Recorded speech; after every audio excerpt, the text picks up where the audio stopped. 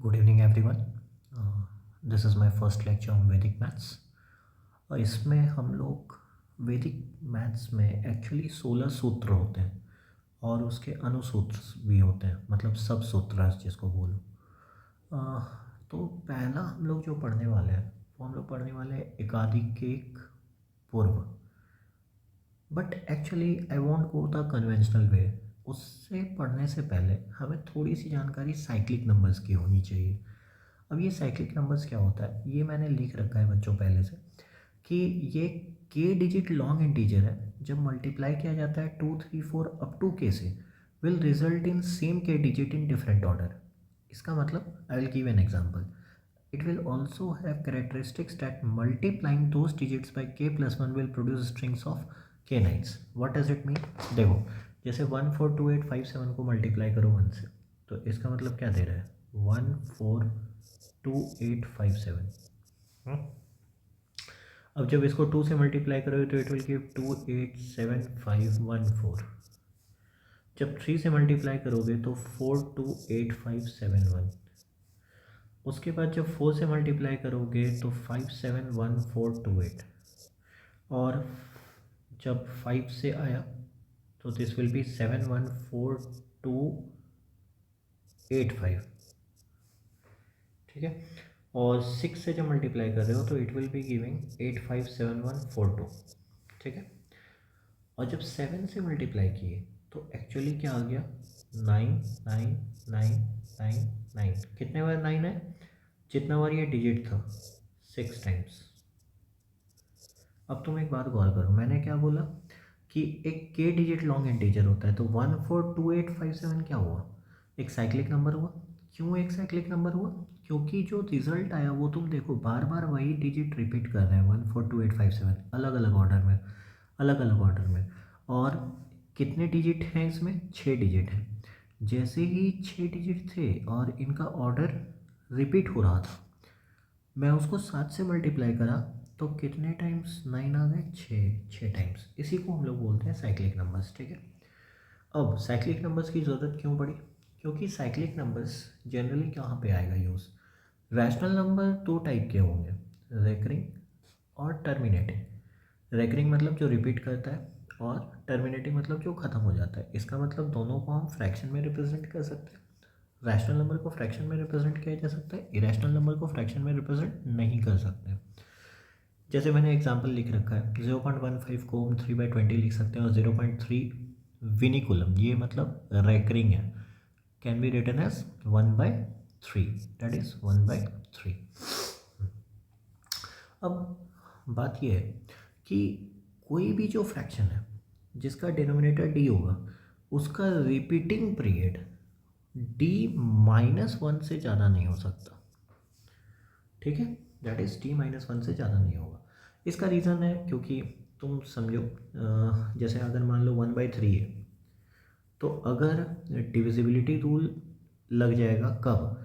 जब 1/3 आने पे अगर मान लो तुम्हारा जो साइक्लिक पीरियड है अगर वो 4 हो गया, तो ये तो गलत हो जाएगा क्योंकि उससे पहले तो वो डिविजिबल हो जाएगा 3 से। तो ये चीज़ होता है।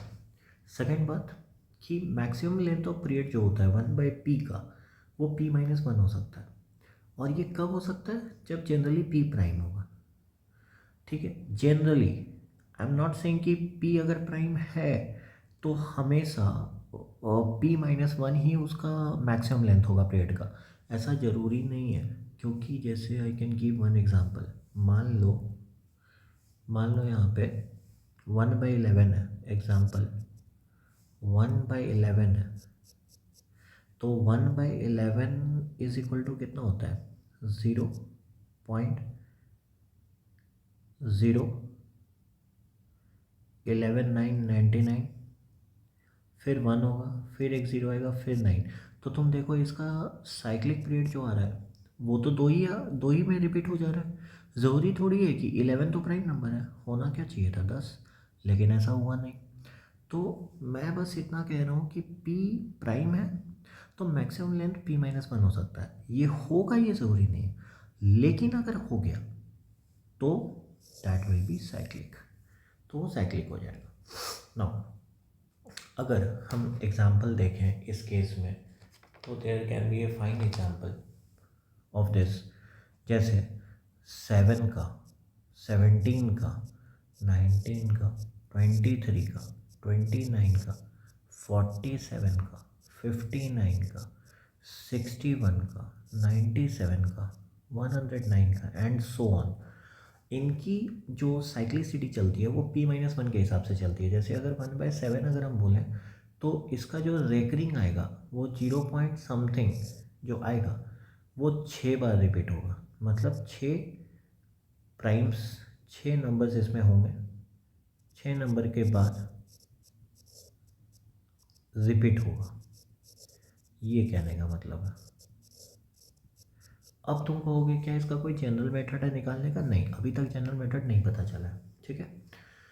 साइक्लिक नंबर्स के कुछ क्यूरियस प्रॉपर्टीज़ होते हैं। क्या प्रॉपर्टी होते हैं? जैसे split any cyclic number into 2 halves and add up.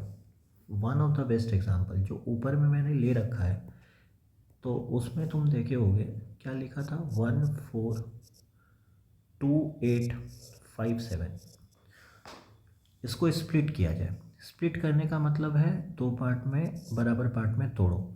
जैसे 142 और 857 और दोनों को ऐड करो, 999। अमेजिंग।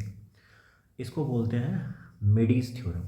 मिडीज थ्योरम क्या कहता है कि किसी भी रिपीटिंग डेसिमल का, अगर ए बाई पी के फॉर्म में है रिपीटिंग डेसिमल और उसका period even number of digits का है, तो the addition of its 2 half will always result in sequence of 9। देखो यहाँ पे ऐसा हुआ है ना।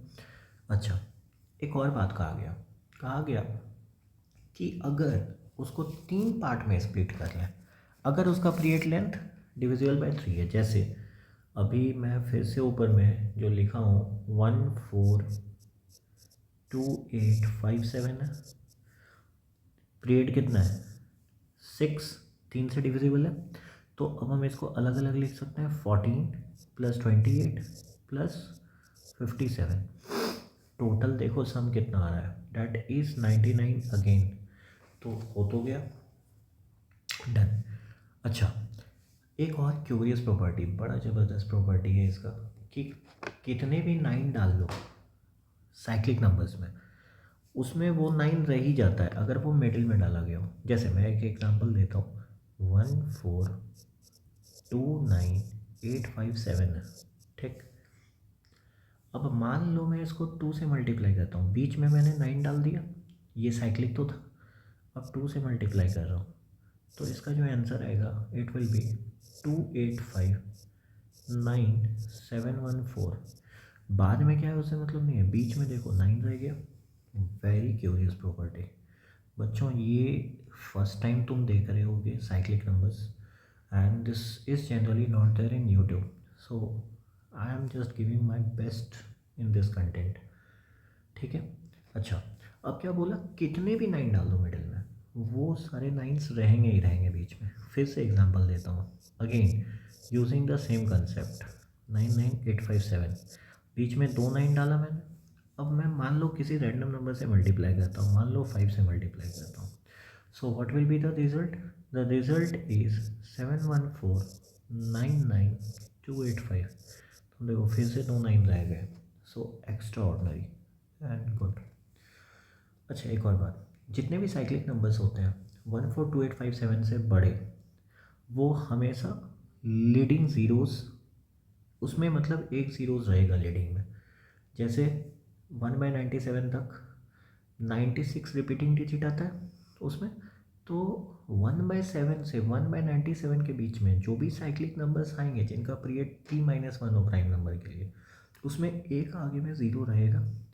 अब 1/97 से तक एक ज़ीरो, और 1/109 से 1/983 तक 2 लीडिंग ज़ीरोज़ होंगे, और 1/1090 से लेके 1/9967 तक 3 लीडिंग ज़ीरोज़ होंगे।